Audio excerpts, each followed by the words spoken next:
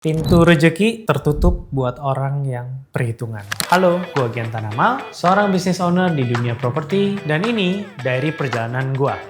Kali ini gue mau sharing ke lo orang tentang pengalaman yang gue alamin, bahwa kalau orang yang terlalu perhitungan, itu pintu rezekinya akan tertutup. Coba kalian liatin sekeliling kalian. Ada nggak orang yang rasanya teman-teman kalian nih ya, yang orangnya jauh lebih pinter, tapi rasanya rezeki itu tertutup buat mereka. Tapi di sisi lain, ada juga yang mungkin nggak terlalu pintar teman kalian yang lain, tapi pintu rezeki justru lebih terbuka buat mereka. Yang gue pelajarin dan gue bisa sampaikan adalah, seringkali kita itu terlalu perhitungan dengan orang lain, nggak sadar posisi kita, dan justru dengan melakukan itu, pintu rezeki kita tertutup. Gue akan ceritain ke lo orang konteks cara berpikir gue yang dulu, dan karena gue alamin semuanya sendiri, gue merasa ini sesuatu yang bisa kalian pelajarin. Jadi dulu itu gue orang yang sangat overthinking, semua gue pikirin. Jadi kalau misalnya ada penawaran dari orang, gue akan mulai mikir, oh benefitnya apa ya buat gue. Dan sebenarnya wajar-wajar aja untuk kalian atau gue berpikir seperti itu. Tapi saking berhitungnya kita, saking mementingkan kepentingan kitanya terlalu satu sisi, kita itu secara nggak langsung menutup pintu rezeki kita sendiri dengan pihak-pihak lain. Pasti kalian sering berpikir kan,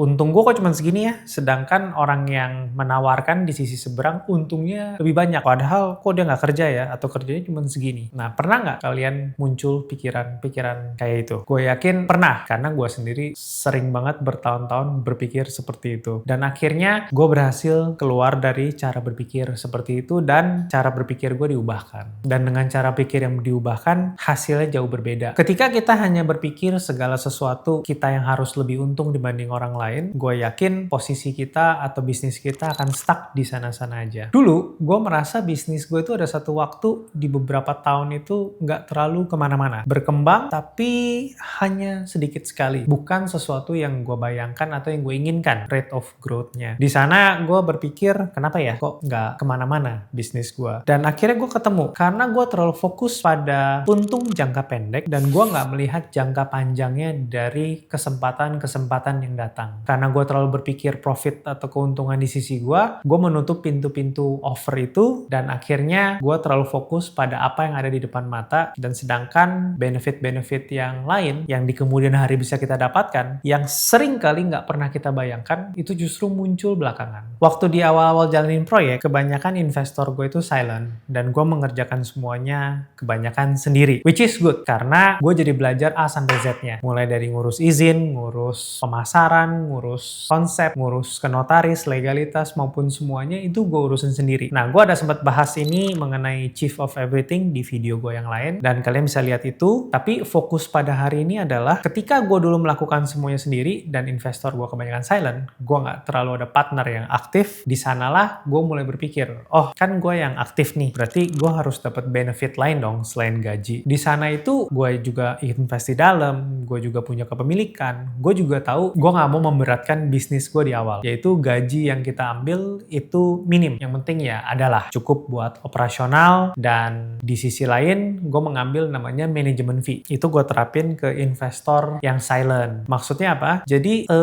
gue mengambil benefit lebih di luar gaji jikalau terjadi penjualan-penjualan di unit-unit cluster gue. Metode ini, gaji dan manajemen fee, gue terapkan dan berjalan di beberapa project. Cuman sampai satu waktu akhirnya gue sadar, justru manajemen fee ini sendiri yang menghalangi gue untuk grow ke level berikut-berikutnya. Kenapa? Karena gue terlalu memegang erat manajemen fee ini dan terlalu overthinking untuk hal-hal yang lain, di mana otak gue jadi nggak bisa memikirkan pengembangan bisnis ke depannya. Dan di satu sisi, akhirnya gue sadar juga bahwa cara seperti ini nggak bisa diteruskan dan hanya berlaku untuk satu fase di perjalanan bisnis gue. Karena setiap fase bisnis yang gue lihat perlu treatment beda-beda, dan kita nggak bisa stuck dengan satu format aja untuk selamanya. Nah, dengan berjalannya waktu, gue jadi merasa, oh ternyata gue punya satu kelemahan nih dengan bisnis model yang gue terapkan sekarang. Jadi dengan gue merunning beberapa proyek, saat itu PT-nya beda-beda. Nah, dengan PT atau perusahaan yang beda-beda, investor di dalamnya maupun komponen posisi kepemilikannya pun beda-beda. Tapi tetap gue yang masih aktif menjalankan. Namun karena kita nggak punya satu entitas bersama yang dibawa terus-menerus ke depan, jadi setiap kali ada pembagian itu dibagikan ke semua investor dan kas perusahaan itu kosong.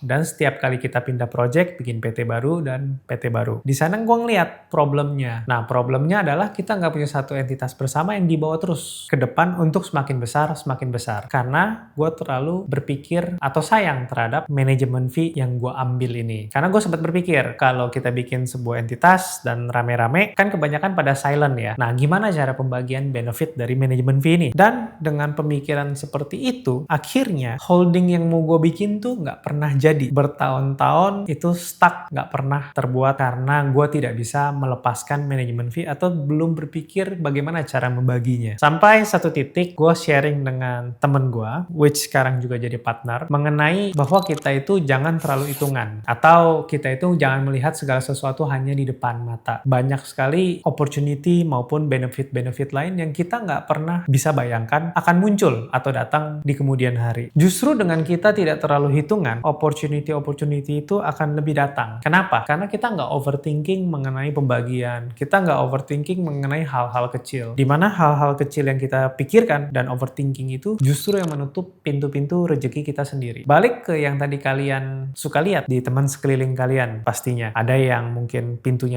rezeki lebih terbuka dan ada yang pintu rezeki lebih tertutup. Dan seringkali yang tertutup itu karena mereka terlalu perhitungan. Dan kalau gue masih kayak dulu, hanya memikirkan kepentingan pribadi gue sendiri, tidak bisa berpikir jauh lebih panjang, maka gue yakin sekarang pun gue nggak akan punya project yang lebih besar dibanding yang dulu. Dan opportunity ke Bali, ekspansi ini nggak akan pernah datang juga. Gue ada contoh lain. Gue ada satu vendor interior, itu yang udah ikut lama. Dia ini orangnya nggak pernah perhitungan. Kerjaan kecil, kerjaan besar, kalau dia dipanggil, pasti dia kerjakan. Dia nggak pernah tuh nolak kerjaan, misalnya di rumah ada yang bocor, minta dia benerin, atau ada cat-cat yang pengen dibenerin. Sebenarnya dia kontraktor interior yang besar. Cuman kerjaan kecil gini nggak pernah dia tolak. Dengan dia nggak pernah menolak kerjaan-kerjaan kecil begini, gue sering referin dia ke orang-orang sekeliling. Dan orang-orang sekeliling ada yang mulai pakai dia. Mungkin pakai dia nggak langsung ke kerjaan yang besar. Mungkin ketika teman sekeliling gue mulai pakai hanya untuk hal-hal kecil. Mungkin kerjaan renovasi kecil, renovasi satu ruangan, dan lain-lain. Tapi karena dia selalu nggak hitungan dan dia mengambil pekerjaan-pekerjaan itu, akhirnya ketika pekerjaan besar datang, dia pun dapat. Temen gue yang awalnya hanya ngerjain sebuah pekerjaan kecil dengan dia, akhirnya mulai mempercayakan juga ke dia kerjaan-kerjaan lebih besar. Coba bayangin, kalau di awal vendor ini ketika ditawari pekerjaan, dia terlalu hitungan. Nggak mau pekerjaan kecil, nggak mau ini, nggak mau ono, pekerjaan hanya mau yang besar-besar dan lain-lain. Gue yakin opportunity dia akan lebih terbatas. Tapi karena dia nggak hitungan dan dia ambil dan dia komit dengan apa yang dia kerjakan, kepercayaan-kepercayaan lebih besar itu datang kepada dia. Kadang kita merasa yang paling capek, paling effort, dan paling minim benefit, padahal sebenarnya bisa jadi kita yang lagi ditolong sama semesta. Dan satu lagi, jangan pernah kalian kehilangan visi jangka panjang dan terlalu perhitungan di awal sehingga itu menutup pintu rezeki kalian. Sedangkan rezeki-rezeki yang akan kita terima itu datang dari hal-hal yang tidak kita duga.